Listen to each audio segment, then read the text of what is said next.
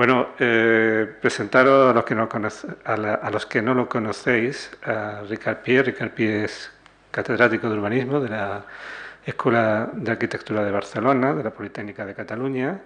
Como ya comentaba antes, fue el director que fundó la Escuela de Arquitectura, en la que hemos comentado esta mañana la famosa nave de Renfe, un espacio diáfano, muy sencillo, pero realmente un espacio por su sencillez, de gran innovación educativa.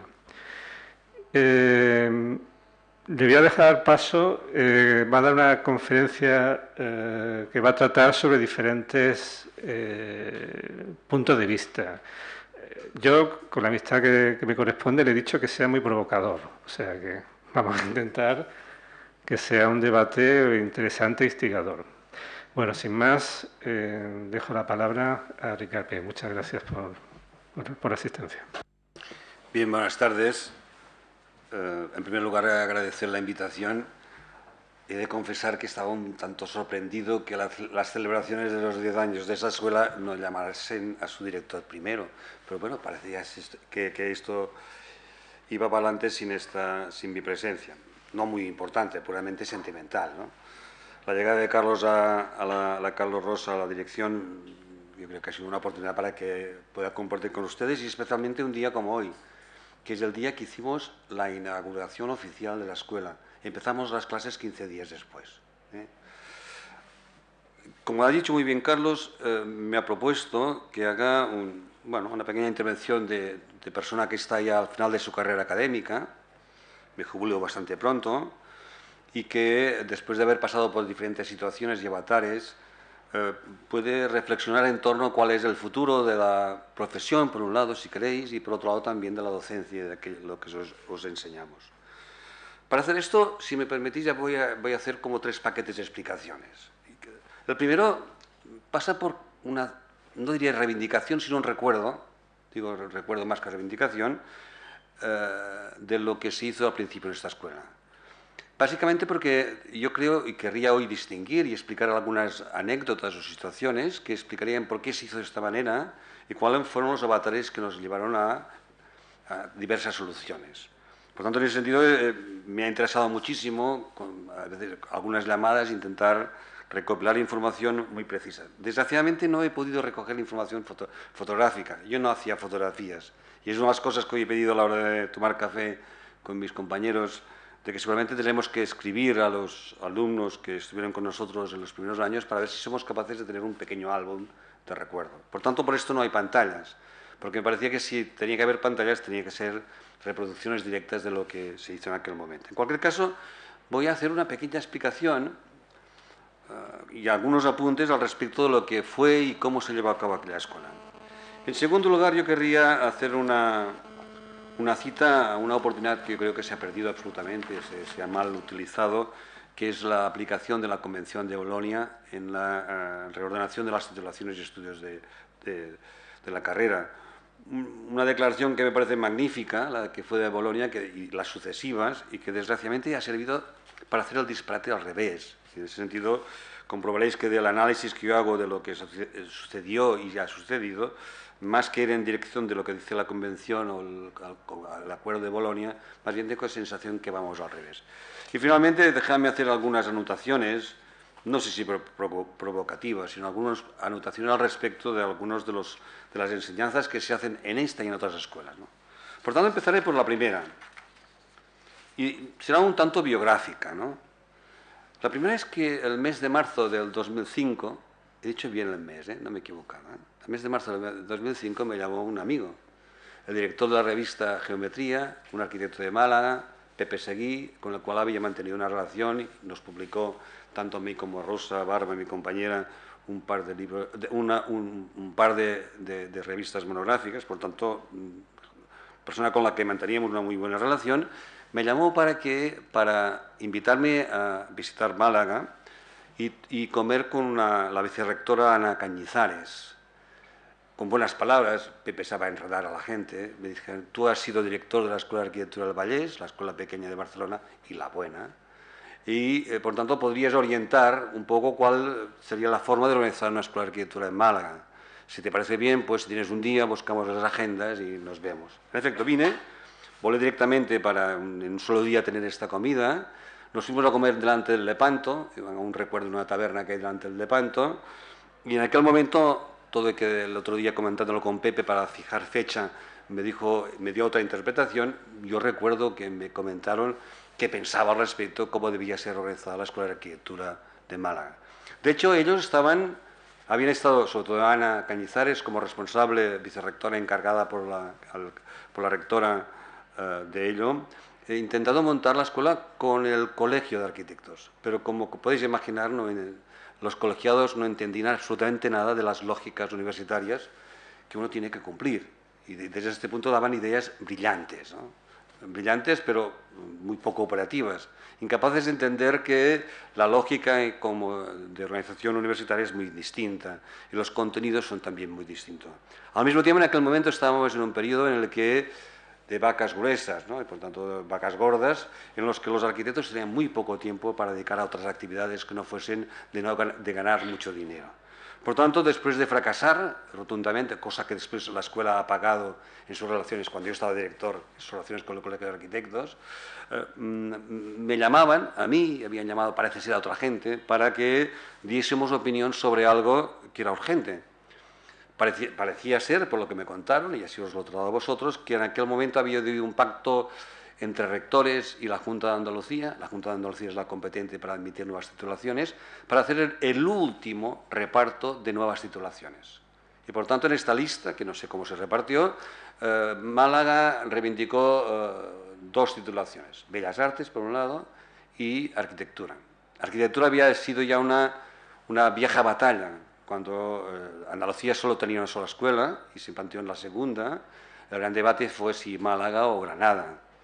Al final, yo creo equivocadamente, y que me perdonen los profesores de Granada, equivocadamente se decide por la Universidad Histórica, que es Granada, en contra de la ciudad viva y económicamente potente como es Málaga. El reencuentro en el año 2005 era volver sobre lo mismo, reivindicar que en Málaga, en el Colegio de Arquitectos de Málaga, se pisaba más metros cuadrados que en el conjunto de España. He dicho bien, un disparate, pero es así de gordo. Y con estos pequeños argumentos y que esta subasta de titulaciones les obligaban, por tanto, la Universidad de Málaga se pidió dar arquitectura. Por tanto, una carrera difícil, cara, 2 carreras caras, porque tienen talleres y porque tienen mayor complejidad. Una politécnica, que es la arquitectura, y Bellas Artes, por el tipo de material que utiliza y tipo de espacios que ocupa. Este era el primer proyecto y había al que la Junta de Andalucía puso una sola condición, que tenían que empezar en el curso 2005-2006. Esto no me lo dijeron, que consta. Yo la verdad es que cuando vine aquí encantado, como no, cuando te invitan a visitar a un amigo y además a conocer a una persona para discutir un tema, bueno, había salido de la Escuela de Arquitectura de Barcelona medio contento. Los directores acaban siempre medio contentos, porque no acaban de poder realizar todo su proyecto. Pero en cualquier caso, con esta sensación, no me parecía mal contar los avatares de esta mi experiencia. El caso del Vallès es un caso muy especial. Es una segunda escuela de la Universidad Politécnica de Cataluña. Una escuela pequeña, antes he dicho la mejor, porque la mayor es la grande, es la multitudinaria, es la que tiene muchísimos estudiantes y que a menudo, como pasa en Sevilla, como pasa en Madrid, como pasa en Valencia, eres un número. Eres un número en el cual igual sí que hay los mejores profesores, pero en un mare magnum en el que igual no te toca nunca uno de bueno. Mientras que en las escuelas pequeñas seguramente hay malos profesores, pero solamente hay un contexto, digamos, de profesores y alumnos que asegura una mejor calidad, en mi opinión.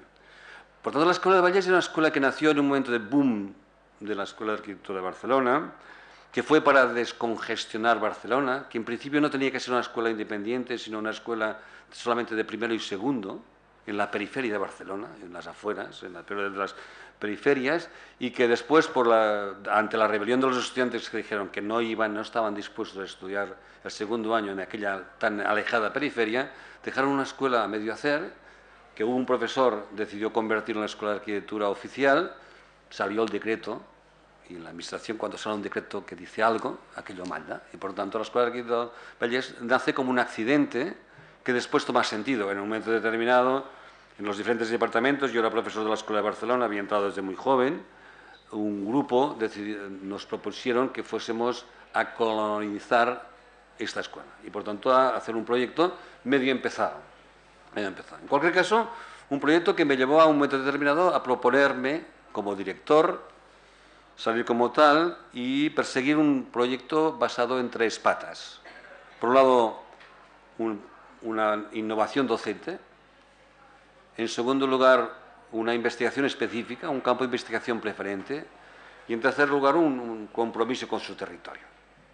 En cuanto a innovación docente, algo que después ya había empezado el director anterior, que me parecía fundamental, que fueron los talleres de arquitectura y proyectos, que no era otra cosa que intentar que los talleres, en lugar de que cada asignatura llevase a cabo un pequeño proyecto y después el taller de proyectos su proyecto, que la cadena de proyectos que se daba en la escuela tuviesen siempre la presencia de alguna otra área de conocimiento, uno más tecnológico, el otro más de instalaciones, el otro más de urbanismo, un poco como ir acompañando a los profesores de proyectos o del área de proyectos en diferentes recorridos en los que, por el tipo de proyectos y de reflexión a llevar a cabo en los talleres, diesen un cierto sentido a la profesión. De hecho, hasta llegamos a más.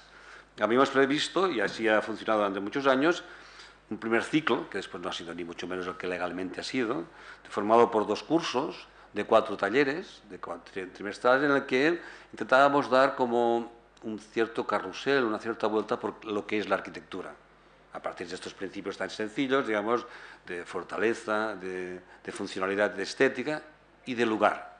Por tanto, como elementos claves sobre los cuales pivota la arquitectura. En segundo lugar, decíamos, en el segundo ciclo ya entraremos en temas concretos, primero de vivienda y después de temas más novedosos.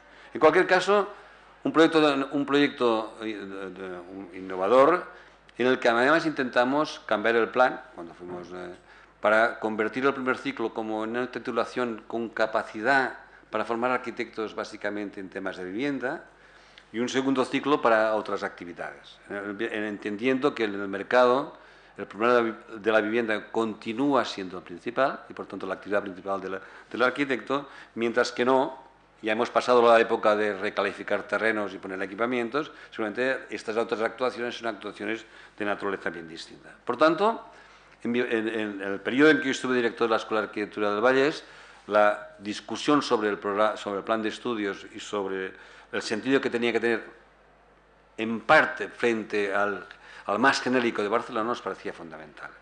El segundo era entender que la Escuela de Arquitectura del Vallès tenía un objetivo territorial más directo, que podía ser su objetivo de investigación más importante, que era que estaba en el territorio metropolitano. En ese sentido hasta intenté, fracasando porque el director de Barcelona se me plantó delante y el rector no quiso intervenir, cambiar la Escuela del Vallès, que nadie sabe dónde está y que además cuando uno usa el acrónimo sale V final, que es igual que Valladolid y Valencia, por tanto nunca sabes de qué escuela estás hablando. ¿Por qué no le cambiamos el nombre por el de Escuela de Arquitectura de Barcelona Metropolitana? Por tanto, desde este punto de vista, entender que seguramente Barcelona podía dedicar su atención especialmente a los problemas internos de la ciudad de Barcelona, del municipio de Barcelona, todo y que algunos de nosotros, por ejemplo yo mismo, habíamos jugado un papel relativamente relevante en el periodo de los Juegos Olímpicos como técnico yo de urbanismo, pero en cualquier caso dejándoles este territorio que han convertido en casi un territorio propio, para nosotros coger el territorio de la modernidad. Los problemas de las ciudades contemporáneas están en las áreas metropolitanas, no en su centro, son de otra naturaleza. Por tanto, desde este punto de vista, reivindicar que nuestra condición periférica era un valor que nos colocaba en relación a un territorio determinado.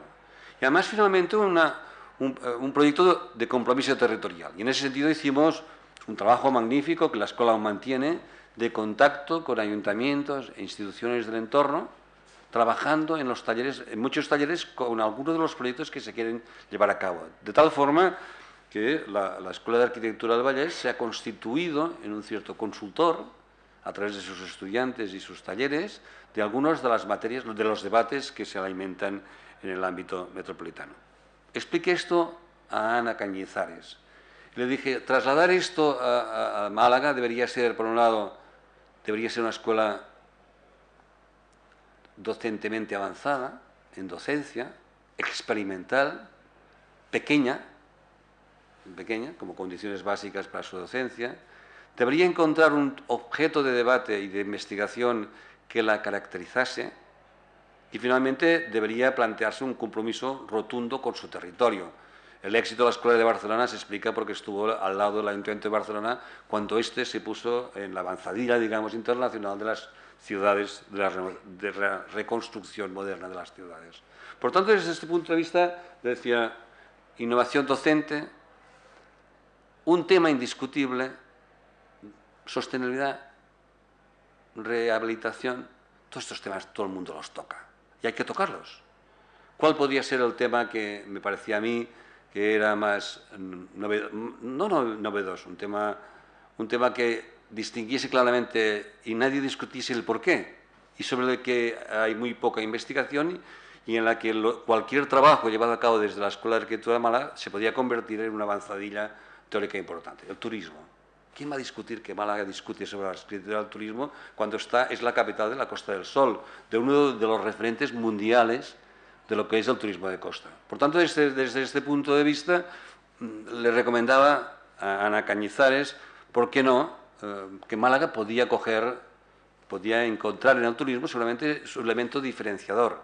No en la enseñanza normal y reglada de arquitectura, que ha de ser de todo, sino en sus campos más de investigación. Y finalmente, como no, una recomendación a meterse en el fregado del debate cotidiano.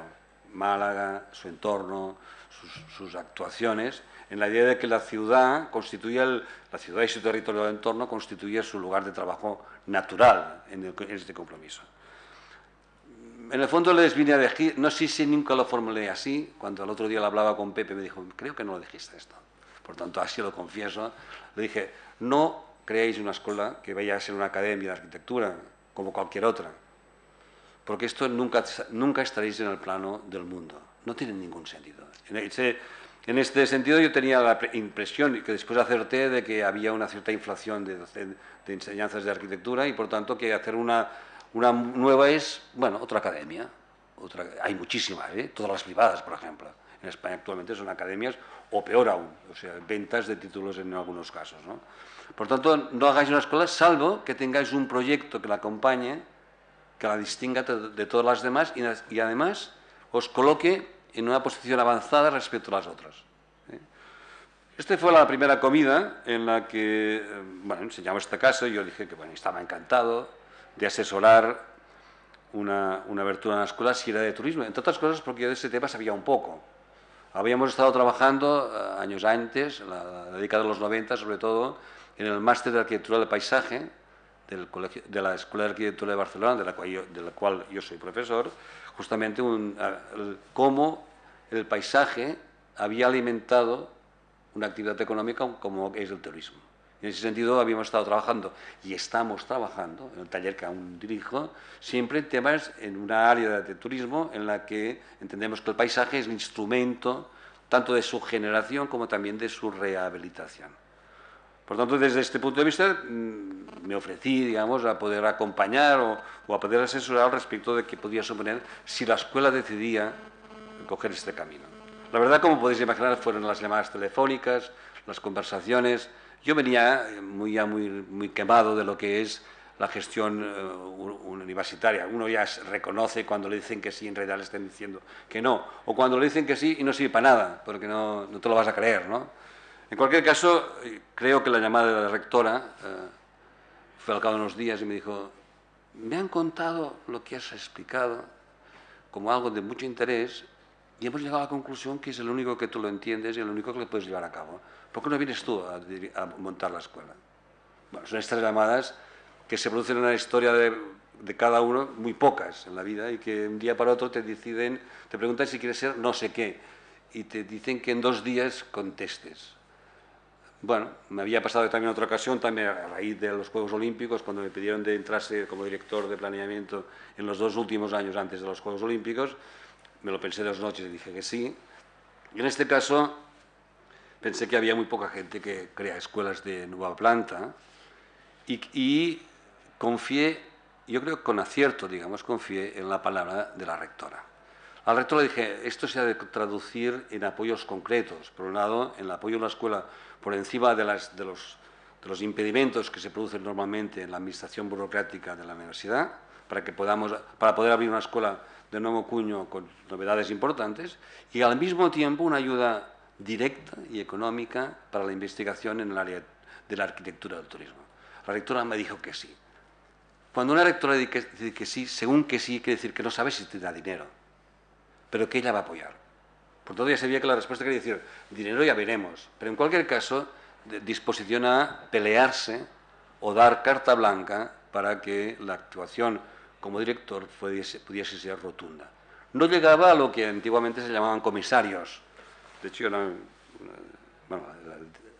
a veces los directores que no están votados se llaman comisarios, porque son comisionados por parte de alguien que tiene el poder para que lo ejecute. Por todo ese sentido, era comisionado y esperaba no las libertades que tenían los comisionados de la época franquista, que tenían muchísimas, montaban a dedo los profesores, sino que, ajustándome a lo que permitía la legislación, actuar para esta escuela. La verdad es que también he de confesar que yo soy urbanista, por tanto, bastante experto en términos legales y de administración, que me da una cierta soltura, digamos, a veces para debatir algunos de los problemas.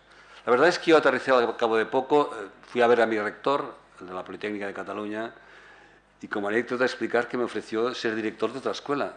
Es que no te interesaría más, que está más cerca. Van a abrir la escuela de Tarragona y me han pedido un director. Y ya que has dicho que sí a Málaga, ¿no te apetecería más ir a Tarragona, que está más cerca? Y le dije, mira, no, por una razón muy sencilla, está demasiado cerca de Barcelona. Y por tanto, para ser periferia de Barcelona, preferiría no ser periferia de nadie. Una de las virtudes de Málaga, y lo dije claramente el primer día, y lo he dicho siempre, es una ciudad que se parece a Barcelona. Tiene mar. Pero no tiene mar solamente, sino que es la ciudad que nunca ha sido capital. Por tanto, ahora Barcelona empieza a ser y empieza mal, digamos, pero que nunca. Por tanto, son estas ciudades burguesas que solo son capaces de crecer y ampliarse desde sí mismos, que no han de confiar en las ayudas de fuera, y capaces de construir, reconstruirse y rehacerse constantemente, que son capaces de tener caras magníficas y caras espantosas, sucias. Yo quedé horrorizado de cómo estaba la ciudad cuando llegué y me paseé, como no, por el casco antiguo, en ruina, sucia, estas cosas, y por tanto. Pero, por otro lado, también una ciudad, en este caso, el caso de Málaga, que para un catalán sorprende, que a menudo cuando se hablan de ciertas cosas no se habla lo vamos a ver en la capital del gobierno regional, que coincide que es Sevilla, sino que te hablan de Madrid. En Cataluña nunca hablarías de Madrid, o sea, primero iremos a Barcelona, hablaremos con quien sea y después iremos, si es necesario, a Madrid. O sea, con una jerarquía. Aquí estamos en la sensación desde fuera, en una autonomía, yo creo con dos cabezas. Una reconocida, administrativa, que yo creo que no le va muy bien a Sevilla ser tan así. La idea bien ser un poco más burguesa y menos administrativa, para tomar realmente el grosor de lo que es una ciudad. Y a Málaga igual le iría bien un poco también de administración, un poco más descentralizada, para tomar más nervio administrativo que a veces le falta, ¿no? En cualquier caso, repito, es una ciudad que me parecía interesante y sobre todo que no tiene la sombra de nadie. No tiene la sombra de Sevilla en términos universitarios y mucho menos la sombra de Granada, que tiene siempre una visión lejana, de la que te ofrecen los malagueños, una visión lejana y de cosa histórica, ¿no? Un poco en Granada, ¿no? Por tanto, desde este punto de vista, después de un par de noches, contesté a la rectora que sí.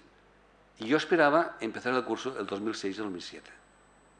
Me parecía lógico que si en el mes de marzo, abril, yo daba el sí, si empezábamos el trámite de pedir y solicitar lo que es la comisión de servicios para trasladarme, yo era profesor titular en Barcelona, para trasladarme aquí con la comisión de servicios para después poder volver y guardar la plaza en Barcelona, que bueno, te daban un curso entero para preparar la apertura del curso. La sorpresa fue cuando me dijeron en el mes de junio, es que ya hemos matriculado a 75 estudiantes. No había profesores, no había edificio, no había ni tan solo una administrativa que nos ayudase. Era un supuesto director que tenía en trámite la comisión de servicios y nada más, y 75 estudiantes que debían empezar en el mes de septiembre. Bueno, uno no sabe si dispararse un tiro, si decir que lo dejas de lado, o confiar en los locos andaluces. Y lo digo así de claro. O sea, esto en Barcelona no tenía solución. Esto lo tengo clarísimo, ¿eh? O sea, los catalanes pueden ser maravillosos en muchas cosas, o somos maravillosos en muchas cosas, pero hay una cosa, es el nivel de improvisación que tiene esto no llega tanto, ¿eh? Por tanto, desde este punto de vista, podéis entender mi situación. Abandoné las vacaciones de agosto, empecé a hacer viajes histéricos en avión de Barcelona a Málaga, porque siempre anuncié que no quería vivir en Málaga todo el tiempo, sino que cada semana quería continuar trabajando con mi grupo en Barcelona, que teníamos algunos encargos de interés, como el plan de la vivienda que hicimos más tarde, etc. Y empecé a moverme. Y aquí el sí de la rectora empezó a operar. Un director, sin nada más que sus manos, sin casi nada más, en primer lugar le dan el despacho al lado de la rectora. Esto, en términos administrativos, es un signo inequívoco del interés que tiene la institución por el hecho. No sé si conocéis dónde están los despachos del rectorado y de la administración central de la universidad. No es en el Palacete al lado de Correos, sino aquí arriba en el Ejido, aún lo son, aún está aquí, en el cual hay un piso, en el cual hay la rectora, o el rector actualmente, y hay el secretario. Yo estaba en medio. Por tanto, en un despacho sin nada, ¿eh? Un despacho sin nada, pero en una primera operación. A partir de aquí se empieza una búsqueda de soluciones inmediatas. En primer lugar, cómo afrontar la selección de profesores, qué plan aplicar y en dónde aplicarlo. Y aquí también novedades importantes. En primer lugar, había un plan. Se había tramitado un plan. O sea, la administración en esto no es eficaz, digamos, ¿no? O sea, había Ana Cañizares, supongo que al tiempo que buscaba un director, bueno, pidió a un funcionario eficaz que hiciese un plan de arquitectura. Lo digo esto también para relativizar la importancia de los planes, ¿eh? ¿Qué había hecho cuando encontré al funcionario que lo hacía? No, había cogido el de Alicante, porque le habían dicho que era bueno. Bueno, yo no es que me parezca mal, pero no me parecía el mejor. Hubiese cogido el de mi escuela, seguramente, el de la Escuela de Vallés. Mi actuación en el plan de estudios fue tan solo cambiar los nombres, porque el gran problema es que me decía que había electricidad en segundo, cálculo de hormigón en tercero, y hice un cambio radical, que es estructuras 1, estructuras 2, estructuras 3, estructuras 4. Instalaciones 1, instalaciones 2, y me equivoqué en una sola. No sé qué curso, no sé si aún lo tenéis así, salía electricidad en uno, en la corrección, digamos, porque no había más que hacer, ya había pasado por ANECA, ya había pasado por el Ministerio y por tanto estaba aprobado. Por tanto, primer tema que me liberó, digamos, de un debate seguramente más profundo y que me demostró que no era muy importante, como después hicimos. En segundo lugar, cuando empezamos la selección de profesores, me encontré con una ficha técnica de evaluación de profesores de esta universidad que es un infierno. Un infierno. De hecho, había tenido un primer contacto con muchos de los profesores actuales, porque Pepe Seguí y Salvador Moreno, dos amigos personales, una vez dije que sí, me propusieron si podemos hacer un encuentro con gente de los 30, que es 30 y pico, me parece, en el Citrón, si queréis los Citrons, en Plaza de la Merced, para los primeros contactos. Pocos días antes o pocos días después, esto sí no lo sé, hacía una presentación al Colegio de Arquitectos sobre cuáles eran las líneas maestras, que no eran otras que las que os he contado, y en la que anunciaba un tratamiento draconiano de la contratación de profesores. Y lo repito así porque lo fue.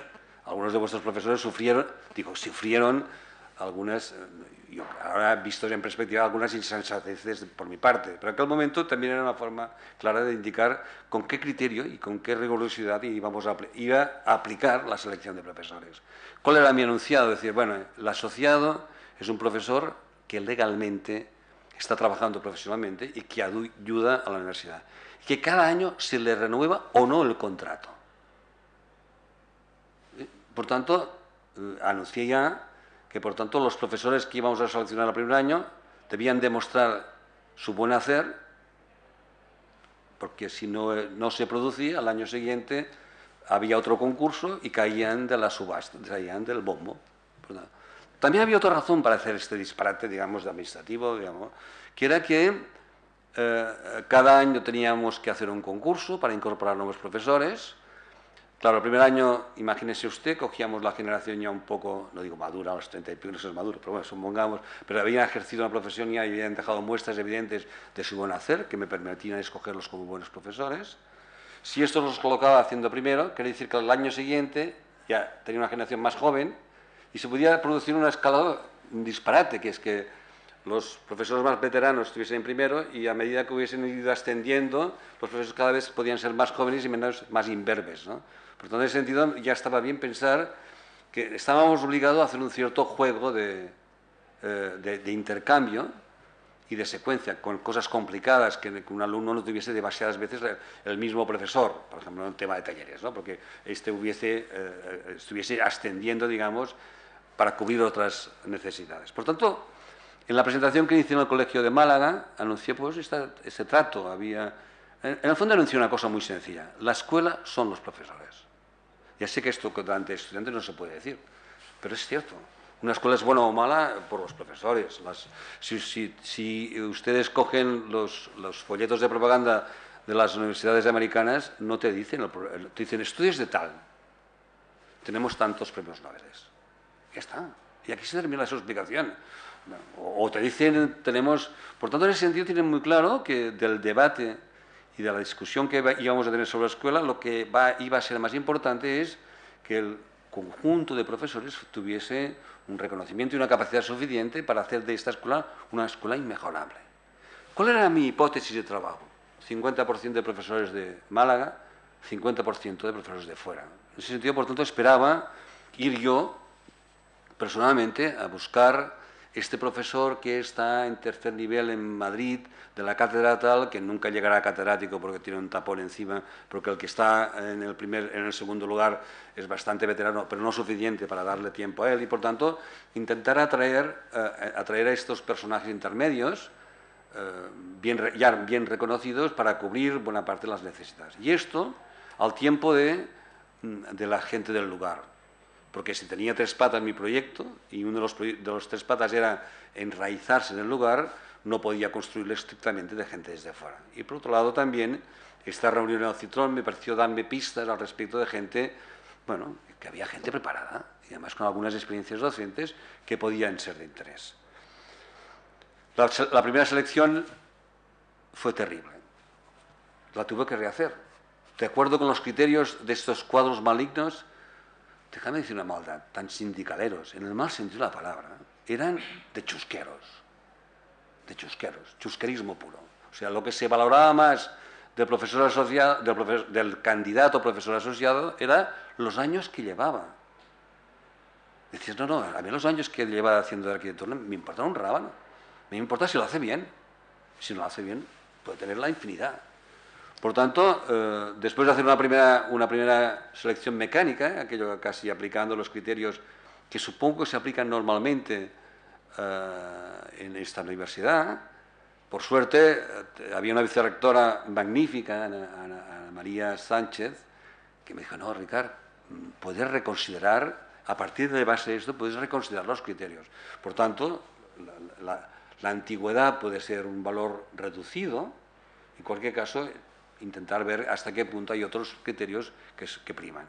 Y aquí empecé a descubrir algo que salvó la papeleta, y dio criterio bueno al resultado final, que fue valorar a los profesores sobre todo por sus premios.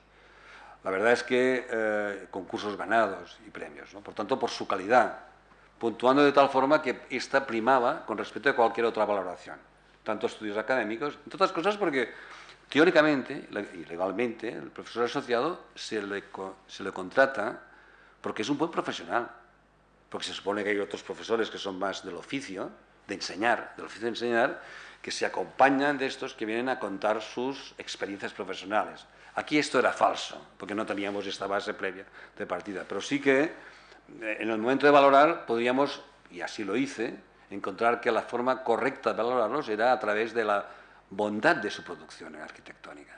Y aquí es cuando salieron la primera lista de profesores de la que yo estoy especialmente satisfecho. Creo que acerté en casi todos. No, en todos. Después hubo gente que marchó, pero en cualquier caso fueron algunas cosas, algunas razones distintas. Estábamos aún en la burbuja inmobiliaria. Por tanto, aún toda esta gente estaba trabajando con bastante intensidad. Por tanto, estaban haciendo gente que decidía que, a pesar de el lujo que suponía tener un montón de encargos y de gran actividad económica, profesional, le interesaba incorporarse al quehacer académico y a sus ventajas e inconvenientes y a su acompañamiento como lugar de aprendizaje y en lugar de enseñanza, ¿no? Por todo ese sentido, la selección de profesores se hizo en esta dirección. Previamente, y en ese sentido vuelvo a repetir, el ser de la rectora fue fundamental, evitamos algunos dolores de cabeza.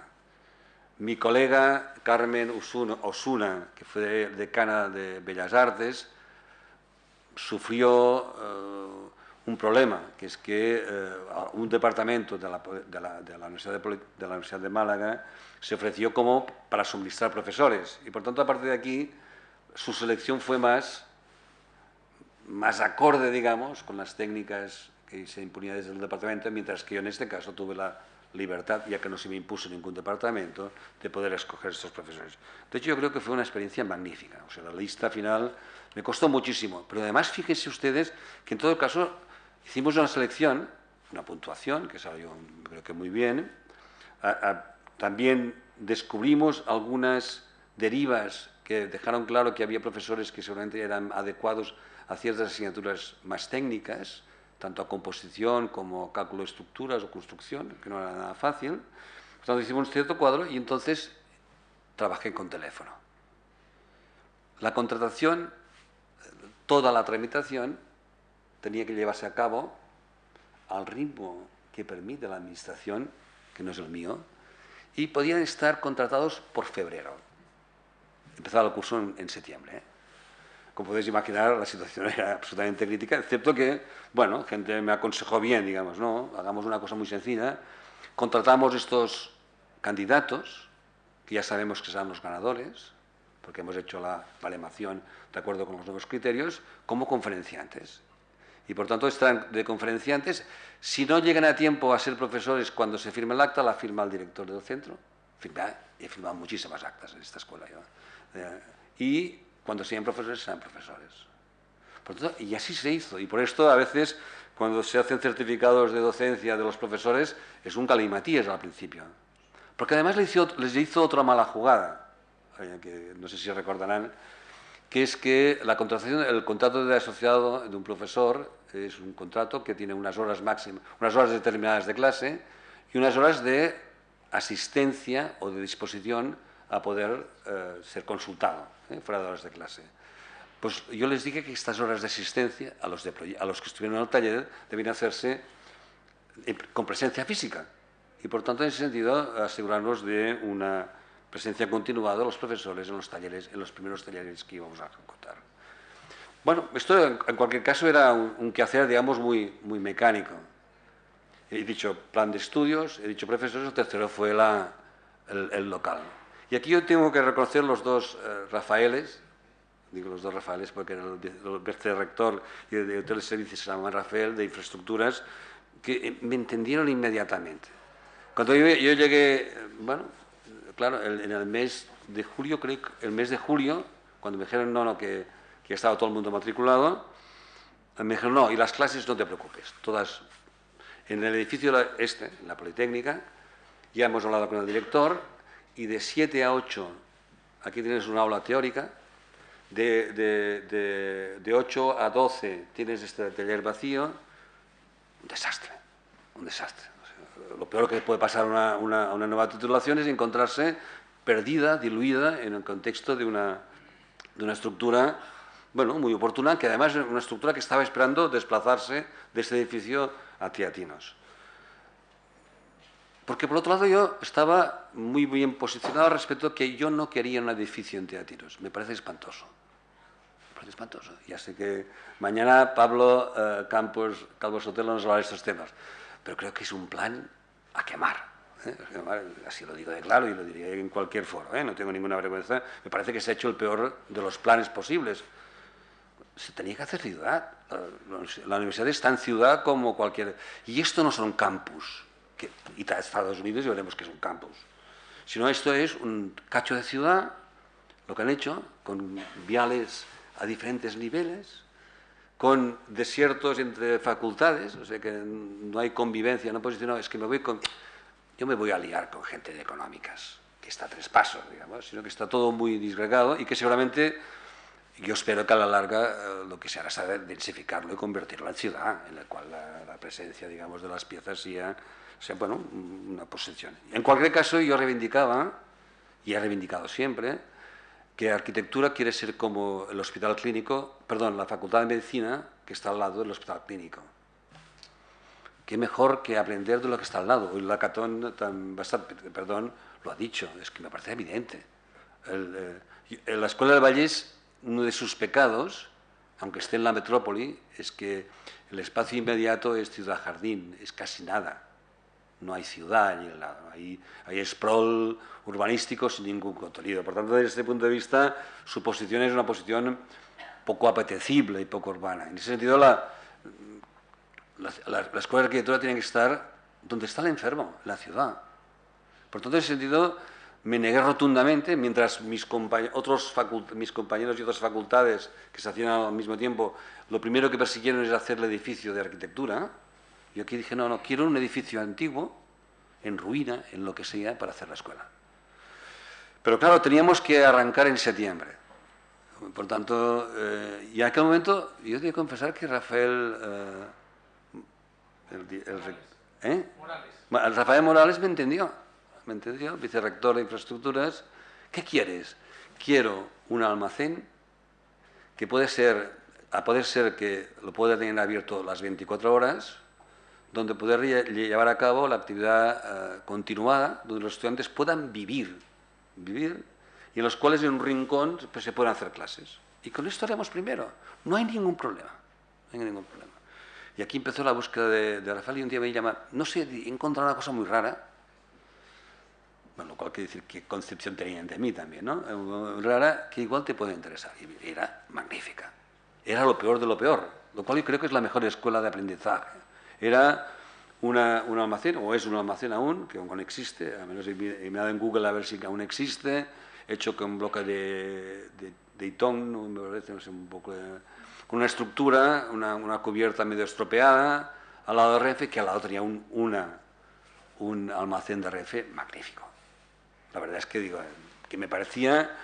La primera impresión fue decir, vamos a hacer una escuela que empezará en este taller, pero al final acabará colonizando el bueno, derribaremos este y haremos una cosa más digna. Por tanto, un poco...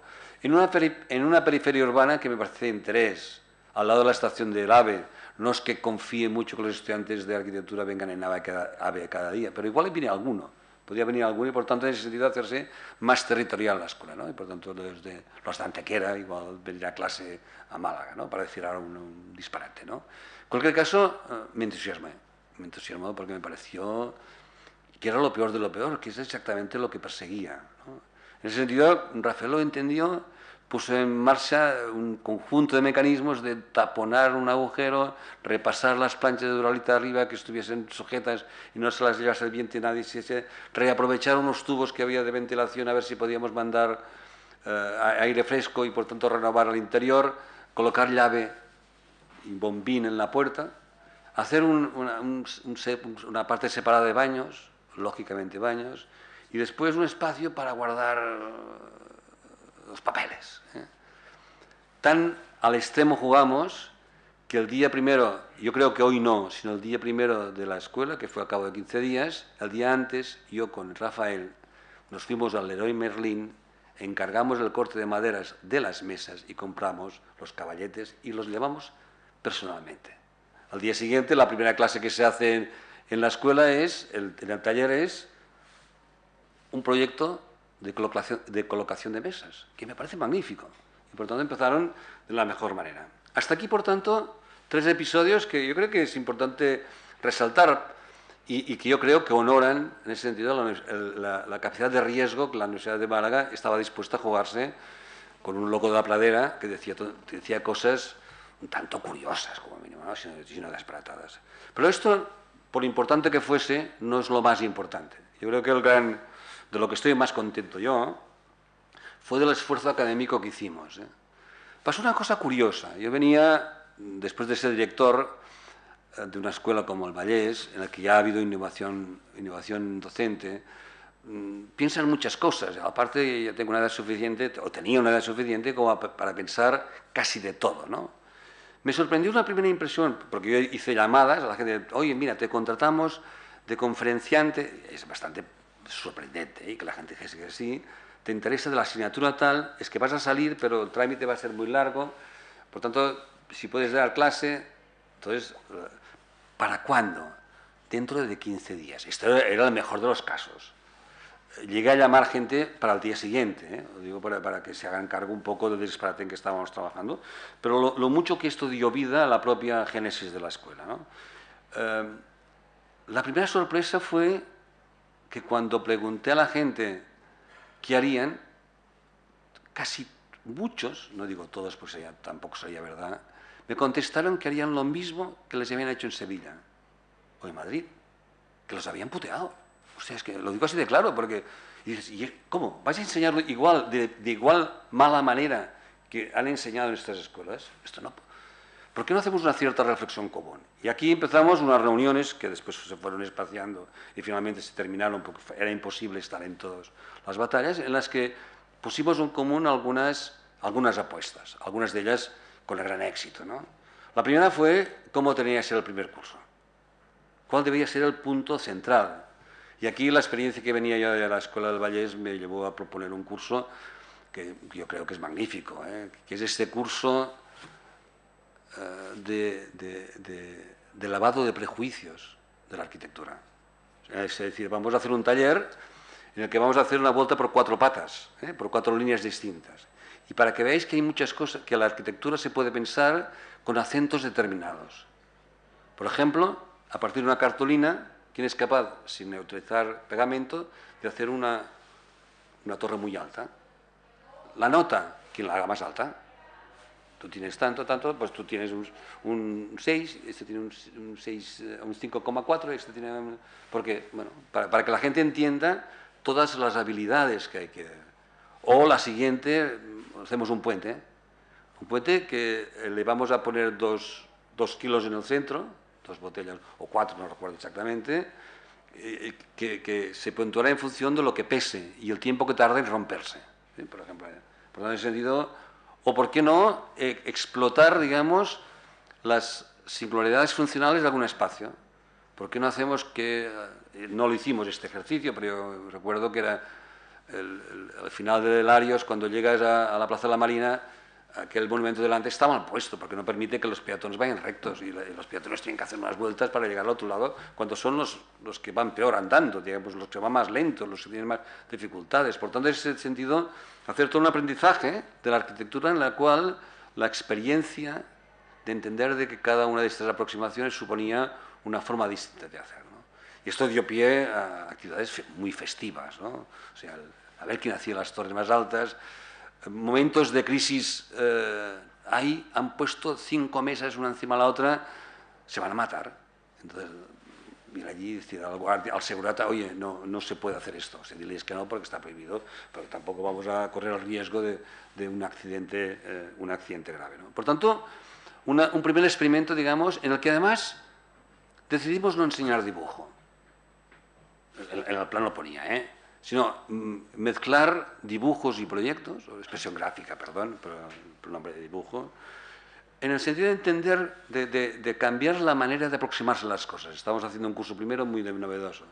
Tú puedes enseñar una cosa, que es como nos han enseñado tradicionalmente, es decir, yo te enseño matemáticas. Y dices, ¿y para qué? Ya lo verás. Cuando seas mayor, el curso siguiente, lo vas a entender. Hombre, no estaría mal que lo entendiese previamente. Esta es la tradición histórica, o sea, hay sobre todo en las asignaturas propedéuticas, de que se enseñan cosas que después serán muy útiles. Bueno, propusimos experimentar, ¿por qué no dibujar? Que el estudiante tuviese dificultades en expresarse, de tal forma que el curso siguiente, cuando hiciese la asignatura de dibujo, supiese muy bien por qué dibuja, porque si no se encuentra con dificultades para llevar a cabo operaciones anteriores. Por tanto, desde ese punto de vista, una transformación radical, una manera en ese sentido diferente. Pero no solamente fue en la asignatura de taller, en el taller donde hicimos esta operación, sino que al mismo tiempo también lo planteamos en otras asignaturas. Por ejemplo, yo creo, y en esto una de las asignaturas que fue más sorprendente fue cuando en construcción, con Pérez de la Fuente, le propuse, oye, ¿por qué no empiezan por obras? Por visita de obras. De tal forma que no expliquemos qué es la cimentación, sino que vemos, una obra, en esta obra se ven unos agujeros, unos plásticos, la gente los fotografía, llega a la clase, lo explica, lo que ha visto, lo que le parece que son, y al final la clase no es otra cosa que una reflexión conclusiva del profesor en la que dice, pues estas cimentaciones. De hecho, el profesor me decía, es la primera vez en mi vida, yo visité una obra de verdad, cuando estudiaba en Madrid, el último año. Pasar la experiencia del último año al primero, como podéis imaginar, es un cambio radical al respecto. Y la primera visita que hizo todo el curso, y que yo también asistí, porque tenía un cierto interés, pasó algo muy educativo. Todo el mundo iba con casco y pasó aquello típico del gracioso, sin casco. ¿Y tú, el casco qué? El jefe de obra lo mandó a donde tenía que mandarlo. Palideció, porque una bronca descomunal, lo sacó de la obra, evidentemente lo expulsó de la obra y se quedó en la calle. Yo creo que aprendió perfectamente qué son las normas de seguridad y también sus compañeros. Por tanto, en ese sentido, la experiencia con esto y con otras muchas materias. He de confesar que tuve bastante acierto, bastante buena en los profesores que aceptaron bastante complacidos el hacer este tipo de prácticas. Empezar el cálculo de estructuras no por cálculos de el movimiento, por los textos más clásicos, sino por maquetas de modelos tipológicos de descarga que fuesen comprensivos de tal manera que después pudiese estudiar al respecto. Solamente de confesar que tuve un fracaso, que aún mantengo y que siempre lo recuerdo, que es con las matemáticas. Yo pensaba, ¿por qué nos explican matemáticas de cosas que no sabemos para qué nos van a servir? Me gustan mucho las mates, lo digo así de claro. Yo fui arquitecto porque era el 10 de mates del curso y el buen dibujante. Y tú dices, tú tienes que ser arquitecto. Bueno, pues me voy a arquitecto, porque era bueno en estas dos cosas. Por tanto, en ese sentido, lo digo desde una materia que me interesa. Y pensé, y propuse al profesor, a Manuel, ¿por qué no hacían lo mismo que hacíamos casi todas las materias? Que es explicar la materia a partir de la historia. Yo creo que hay un recorrido histórico. ¿Por qué se inventan los paradigmas matemáticos? ¿Y por qué razones? ¿Por qué la álgebra nace de una manera determinada, la geometría de otra? ¿Por qué los árabes no sé qué? Y así ir construyendo y repasando la historia de tal forma que por primera vez, después de haber sufrido toda la secundaria y la primaria, una asignatura impuesta, de la que a menudo no sabes de qué va, pudiese tener una respuesta concreta sobre ella. Así pues, la operación matemáticas fue la única que fracasó. Y fracasó desde la nobleza del profesor. Me dijo, para hacer esta asignatura, tal como dices, hay que saber mucho. Yo no sé tanto. Me lo dijo así de claro. Por tanto, me pareció una honestidad relevante. Por tanto, en ese sentido, yo creo que la experiencia del primer curso, por un lado los talleres, por otro lado fue todo un intento de ir continuando, que después se debía reflejar en los sucesivos cursos. Yo, como saben los viejos del lugar, tenía 2 años de compromiso para ser director, después fueron 3, pero al final me salió la cátedra en Barcelona y la amenaza de mis amigos y compañeros de Barcelona de que si no volvía no me sacaban la cátedra, me obligó a dejar esta escuela. Por tanto, tuve la magnífica experiencia de primero, estimulante hasta donde podéis imaginar. Tuve después un primer recorrido de sistematización en el que consolidamos algunas de las materias y al final lo tuve que abandonar a prisa y corriendo porque mis queridos amigos, como siempre, me habían dejado en la estacada.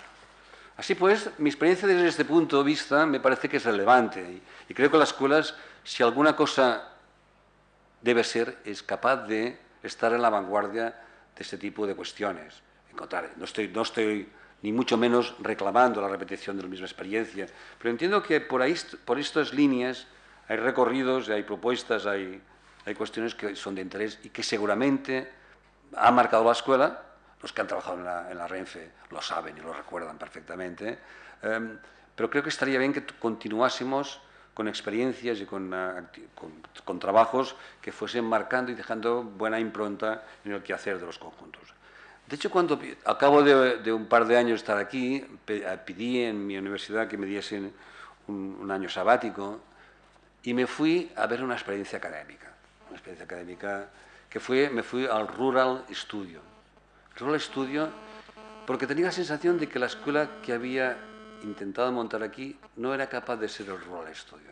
El Rural Studio es una de las experiencias arquitectónicas y pedagógicas más interesantes que hay actualmente a nivel internacional. Es la Universidad de Auburn, desconocida, en Alabama, o sea, en el sur profundo aquello un grupo un profesor y sus ayudantes, en un momento determinado decide que la enseñanza de la escuela de arquitectura no le interesa suficiente y decide coger a un grupo e irse a la parte más pobre de Alabama y allí ofrecer a los estudiantes, de acuerdo con la escuela oficial, 2 años de trabajo para ir construyendo cada año vivienda para gente que no la tenía o tenía muy malas condiciones o algunos equipamientos. Por tanto, son gente que proyecta y construye este edificio. Por tanto, en ese sentido no hay trampa. Un aprendizaje brutal, porque es un lugar en el que no valen los ejercicios frívolos, sino el ejercicio, en primer lugar, de conocimiento del lugar, de las condiciones sociales que llevan a aquella población a vivir en tan malas condiciones, y al mismo tiempo la construcción con una cuestión fundamental: lo vas a construir tú. Por tanto, el pensarlo con soluciones que fuesen capaces después, casi todas en madera, reutilización de materiales, etcétera, capaces de reunirse. De hecho, cuando pienso en esta experiencia, a menudo pienso que son experiencias que no podríamos hacer en nuestra escuela, en nuestras escuelas, digo, esta escuela también Vallés, las pequeñas, curiosamente, que tenían que ser las más capaces, pero que estamos haciendo un tipo de enseñanza tan estructurada, tanto para áreas, que pensar de hoy porrazo que si uno de estos vuestros queridos profesores decide, cogemos los bártulos y nos vamos donde sea, ¿no? O nos vamos a África, o sea, al norte de Marruecos, a vivir durante 2 años, casi de forma monacal, e intentamos aprender y construir. Y con esto se aprende todo, Haciendo casitas en Marruecos, os juro que aprendéis a hacer rascacielos. De hecho, la salida profesional de la mayoría de estudiantes que están en el Rural Studio, no todos los estudiantes de la Escuela de Arquitectura de Auburn se van al Rural Studio, hay gente que es más fina, digamos, pero os puedo asegurar, hablando con el director actual, porque Samuelson, no lo he dicho mal, pero el fundador ya murió hace unos 10 años ya, Dan me decía que la inclusión que la salida profesional de los que han trabajado allí está en áreas muy distintas y con reconocimientos profesionales muy distintos. El aprendizaje a partir de estas condiciones me parece importante. El hecho de que no nos lo podamos plantear viene a decir algo sobre lo que realmente estamos enseñando. ¿Estamos acertando? Desde este punto, y me salto toda una parte de la explicación porque me parece que me estoy pasando, por tanto no os lo explico la Convención de Bolonia y una oportunidad perdida, sino para terminar un poco en esta idea de que cuando hablamos de arquitecto para todo, este título que puse un poco como un juego de palabras, casi como un pequeño gag, no es otra cosa que esta necesidad de reflexionar sobre qué debemos enseñar en una profesión que parece ser que ha cambiado radicalmente.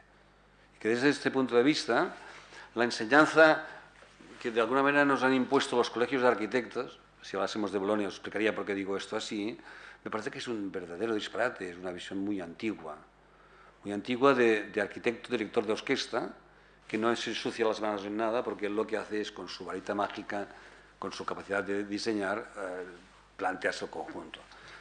No vale la pena discutir si no somos directores de orquesta. Somos tantos que seguro que no lo somos. La mayoría no lo seremos nunca. Por tanto, desde este punto de vista, a mí me da la impresión de que el futuro de la profesión debería pasar por dos caminos. El primero es muy sencillo. La arquitectura, si quiere tener salida, ha de intentar ocupar todo el sector de la construcción.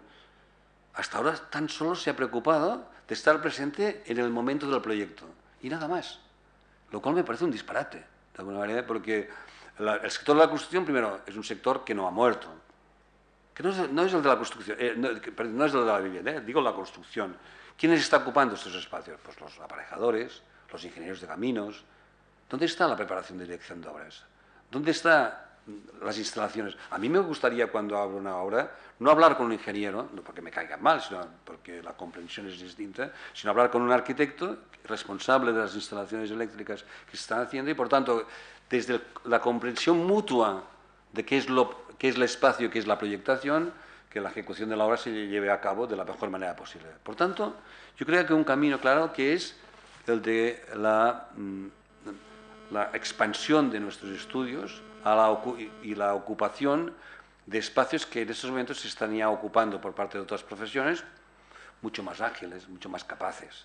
Para preparar esta conferencia he hecho una cuenta que es curiosa. La Universidad Politécnica de Cataluña está fundada sobre 3 escuelas. Una, la Escuela de Ingenieros Industriales, la Escuela de Arquitectura y más tarde por la Escuela de Caminos.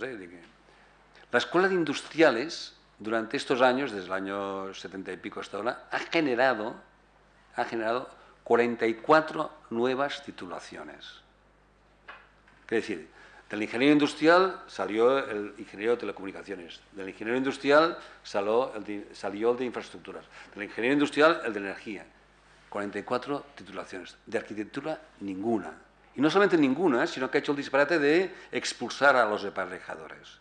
En un pacto diabólico de los colegios de arquitectos triunfaron porque engatusaron a los aparejadores para que se convirtieran en ingenieros de la construcción. Como podéis imaginar, los ingenieros se cabrearon y han ganado los juicios diciendo que la utilización del nombre ingeniero es solo para unos pocos. En estos momentos, las escuelas que están en peor declive, en el declive más importante de toda España, son las de aparejadores, porque por un lado no saben qué son, querían ser arquitectos, dijeron que no porque querían ser ingenieros y los ingenieros les han dicho que no, y en segundo lugar porque como les han alargado los estudios de 3 a 4 años, casi se parecen a los estudios de arquitecto y por tanto desde este punto de vista el número de demanda de estas plazas cada vez es menor, ¿no? Por tanto estamos en un primero de estas dos expansiones posibles. Yo creo que está la de ocupar, como no, todo el espacio que nos da el sector de la construcción. En segundo lugar, y esto me parece más complicado, porque me parece desde este punto de vista importante reflexionar, que es ¿por qué los arquitectos no han hecho como los ingenieros, no solamente en la expansión, sino en una capacidad de presentarse como algo más que arquitectos? Me explico. Nadie extraña que una empresa esté dirigida por un ingeniero industrial. Nadie extraña que un jefe de personal sea un ingeniero industrial.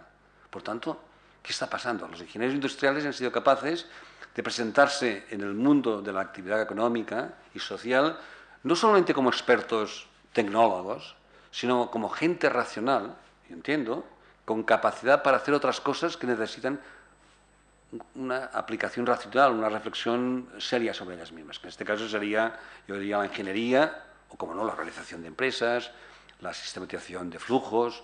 Bueno, o sea, por tanto, desde este punto de vista, el ingeniero, hasta la aparición del economista, pero con dificultades. El economista, cuidado, no es tan serio como el ingeniero, en ese sentido, ha sido capaz de ir mucho más allá de lo que hasta entonces, de lo que uno podría imaginar como un ingeniero industrial. Por contra, el arquitecto, que somos expertos en proyectar, que no es una cosa menor, que es justamente lo que actualmente se está reivindicando más como la gran novedad social y de la gente que quiere emprender acciones. Tú no vas a emprender algo si no eres capaz de proyectar esta empresa capaz de ejecutar lo que sea, material, inmaterial, conocimiento. Y es desde esa perspectiva que me parece que tenemos el mayor reto, la capacidad de enseñaros y por tanto abrir unos campos que hasta ahora nos están vetados. Yo creo que en ese sentido la generación, la búsqueda, digamos, de una respuesta y una capacidad que hasta ahora no tenemos puede ser una fórmula magnífica. Como mañana vendrá Ricardo Aroca, que es mucho más gamberro que yo en estas cosas y por tanto estoy seguro que nos va a bombardear con ideas a cual más rupturista, podemos dejar, si nos parece, la reflexión en este punto y en todo caso mañana aprovechar las posiciones más rotundas de Ricardo para acabar de discutir este y otros muchos temas. En cualquier caso, muchas gracias por escucharme y por aceptar estas anécdotas históricas que me parecen señalan un recorrido, pero que daban carácter a esta escuela que, como podéis imaginar, me la quiero mucho y por tanto vengo aquí con mucho, vengo de corazón y por tanto en ese sentido la oportunidad que me ha dado Carlos de participar con vosotros y celebrar los 10 años es algo que me desde el constipado. Muy bien, muchas gracias.